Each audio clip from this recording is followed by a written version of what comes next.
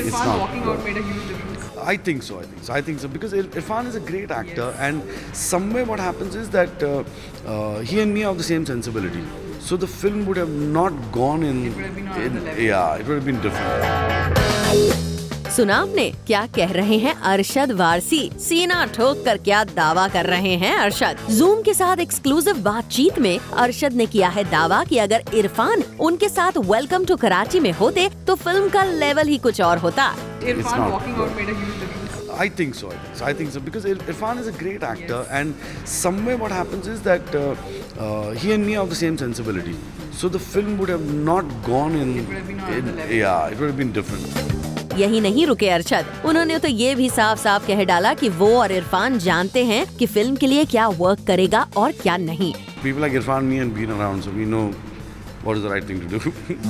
इतना ही नहीं, welcome to Karachi के फ्लॉप होने का ठीकरा भी अरशद फोड़ रहे हैं जैकी के सर पर। Jackie's a new guy. It's going to take him time.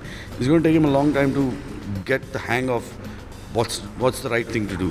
जैकी के साथ साथ अरशद ने फिल्म की रिसर्च टीम को भी लपेट लिया। I said, यार, you have to do your research well. You can't do this. You can't point fingers at people without being 100% sure about it.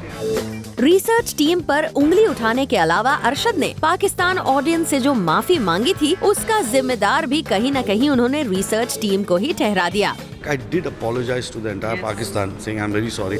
Arshad तो ये कहने से भी नहीं चूके कि उन्होंने तो शुरू से ही वेलकम टू कराची में नहीं था यकीन। I was not convinced about it myself while I was doing it. In fact welcome to Karachi के प्रमोशन से गायब रहने के अपने डिसीजन को भी जायज बताया मिस्टर वारसी ने। When I know कि lying is inevitable, so I try and make myself as minimum as possible. I try and do that.